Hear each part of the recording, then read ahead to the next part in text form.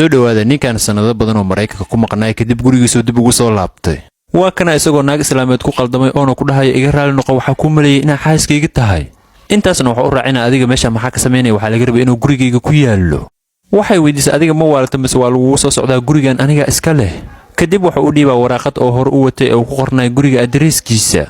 waxay ku dhahaysaa waraaqada awoodeed si fiican ma isaga fiirisid gurigayga waa 69A. waraaqadana fiiri waxa kugu qoran 69B ee orod meelahaas ka raadso. laakiin isagu markii uu fiiriyo dhinaca ay tilmaamtay guri dhan ma ku arkay wuxuu arkaa barxad kaliya. midana waxay taagan tahay ninka uu waaliyaha u maleynaa kadib gurigeedii ku cararaysa. isaguna wuxuu arkaa boor meesha ka taagan oo ay ku qoran tahay 69B oo san guri dhan ka dhisneen.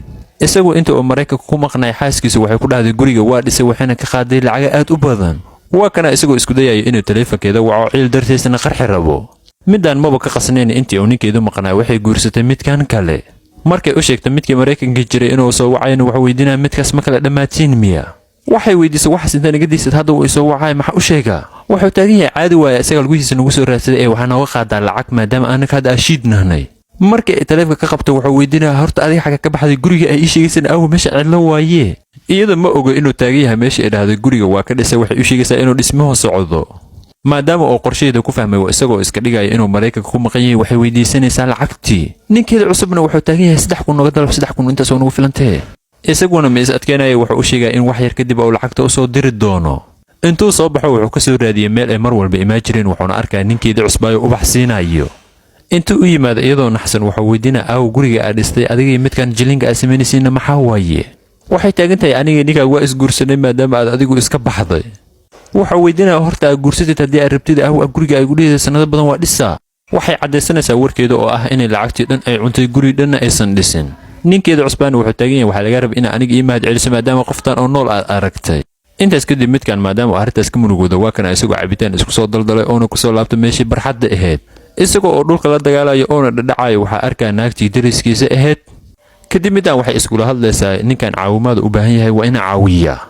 intay u timaado waxay weydiinaysaa walaalkaygu ma lagu soo socdaa mise hadda waa waalatay. wuxuu ku dhahaa haddii aad ogaaleed arrintii ku dhacday waxaad dhihi lahayd waxa ku wanaagsan inaad iska waalato. ugu dambeyn waxay u sheegaysaa inuu gurigeeda u soo raaco si uu u nasto kadib oo arrintaas uga fikiro. wuu soo baxay gurigeedana wuu u soo raacay wax yar kadib markii uu nastana wuxuu weydiinaa adiga kaliya miyaa meeshaan ku nool. mayay ku dhahday isaguna wuxuu bilaabaa inuu uga sheekeeyo sheekadii isagoo ku dhacday.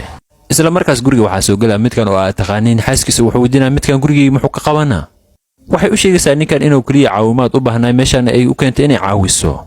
midkana marka uu arkay inuu isaga yahay wuxuu ku dhahaa gurigeyga ma joogi lahayn haddii aad xaaskayga iga wada lahayn. middan oo yaabana waxay weydiinaysaa ha igu dhihin arrintaas ninkii kugu sameeyay inuu midkan yahay. isaga waayuu ku dhahaa xaaskaygana oo iga guursadeen cunuga u dhali rabtaa. kadib middan waxay ku qaylinaysaa gurigeyga iiga bax intaana booliska kugu wicin.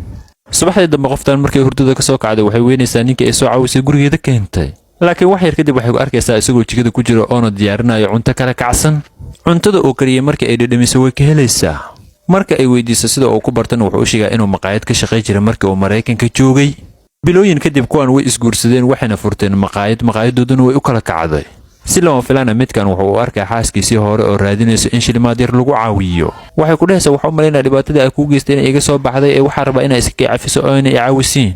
laakiin midkan xaaskiisa cusub wuxuu u sheegaa in qoftan ay la hadasho wuuna ka tagaa. wax yar sugo waxaa idinka rabaa muuqaalka markuu dhamaado inay ugu qaadatiin muuqaalada ugu koreeya abiinka soo saaray inaa like iyo share isugu dirtiin. muuqaalkana wuxuu dhammaanaa midaan oo gabadha ku dhahaysa wixii aan kugu caawi karo waa kugu caawinahay ka walwalin.